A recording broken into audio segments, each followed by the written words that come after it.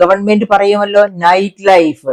ഞാൻ ചോദിക്കുകയാണ്, ശുദ്ധ മണ്ടത്തരം വിവരക്കേട് പറയുന്ന സർക്കാരിനോട് ചോദിക്കുകയാണ്, നൈറ്റ് ലൈഫ് എവിടെയാണ്? കുടുംബം പിന്നെ എന്തിനാണ്? നൈറ്റ് ലൈഫിന് വേണ്ടി ഉള്ളതല്ലേ? മക്കൾക്കും മാതാപിതാക്കൾക്കും ഒക്കെ നൈറ്റ് ലൈഫ് എന്ന് പറഞ്ഞാൽ അതിന് ചില മാനദണ്ഡങ്ങളുണ്ട്. അത് ഒരു സ്വന്തം കുടുംബത്തിലാണ്. അങ്ങനെയാണ് നല്ലൊരു കുടുംബം ഉണ്ടാകേണ്ടത്. നല്ല മക്കള്, ആ മക്കൾ ഓപ്റ്റിമം പേഴ്സണാലിറ്റിയിലേക്ക് വളർന്നു വരേണ്ടത് നല്ല കുടുംബത്തിൽ നിന്നാണ്. അപ്പൊ അത് കുടുംബത്തിലാണ് നൈറ്റ് ലൈഫ് വേണ്ടത്. പിന്നെ തെമ്മാടികളെ പോലെ ഇപ്പൊ ഈ പെൺകുട്ടിയെ പീഡിപ്പിച്ച ആ ബെഞ്ചമിൻ എന്ന് പറഞ്ഞ ആ തെമ്മാടിയെ പോലെയുള്ള തെമ്മാടികൾക്കാണ് നൈറ്റ് ലൈഫ് വേണ്ടത്. അവർക്ക് വേണ്ടിയാണോ സർക്കാർ പണം ചെലവഴിച്ച് അവിടെ ഇവിടെയൊക്കെ നൈറ്റ് ലൈഫ് എന്നൊക്കെ പറഞ്ഞ് ഓരോ നടത്തിക്കൊണ്ടിരിക്കുന്നത്? ഇനി ടെക്കികൾക്ക് വേണ്ടിയാണോ നൈറ്റ് ലൈഫ് പറയുന്നത്? വേണ്ടല്ലോ. ടെക്കികളില് നൈറ്റില് ഡ്യൂട്ടി ഉള്ളവർ അവരുടെ ഡ്യൂട്ടി ചെയ്തുകൊണ്ടിരിക്കുക. അവർക്കപ്പോൾ ലൈഫ് ആഘോഷിക്കാൻ വേണ്ടി പുറത്തേക്ക് ഇറങ്ങാൻ പറ്റില്ല. പിന്നെ ആരാണ് ഈ രാത്രി കാലങ്ങളിൽ നൈറ്റ് ലൈഫ് എന്ന് പറഞ്ഞ് നടക്കുന്നത്? അതായത് സർക്കാരിന്റെ ഏറ്റവും പ്രധാനപ്പെട്ട വരുമാന മാർഗമാണ് മദ്യവിൽപ്പന.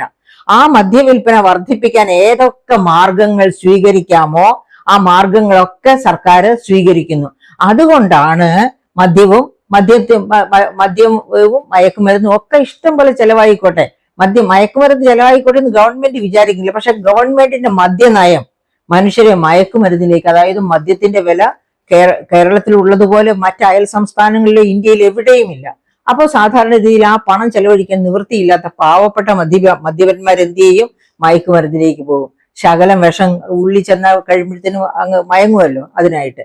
അപ്പൊ ഇതിനെയൊക്കെ പ്രോത്സാഹിപ്പിക്കുന്ന ഗവൺമെന്റ് ഒരു കാര്യം ഓർക്കുക, സ്ത്രീകളെ ഞങ്ങൾ ചേർത്ത് പിടിക്കുന്നു എന്ന് വെറുതെ വീമ്പിളക്കാതെ, വിഡ്ഢിത്തം പറയാതെ, നൈറ്റ് ലൈഫിന് ഊന്നൽ കൊടുക്കാതെ, നൈറ്റ് ലൈഫ് വീട്ടിലാണെന്ന് ഈ സമൂഹത്തിലെ കുടുംബങ്ങളെയും മനുഷ്യരെയും പറഞ്ഞ് പഠിപ്പിക്കുക.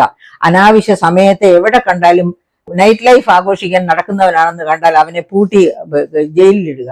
അല്ലാതെ ഇങ്ങനെ സ്ത്രീകളെ കിടന്നുറങ്ങുന്നിടത്ത് കയറി പീഡിപ്പിക്കുന്നവരെ മാത്രം പോലീസ് നടന്ന് പിടിച്ചാൽ പോരാ, അതിനുള്ള അവസരം ഉണ്ടാകാതെ സൂക്ഷിക്കേണ്ടതും ഗവൺമെന്റിന് തന്നെ ചുമതലയാണ്.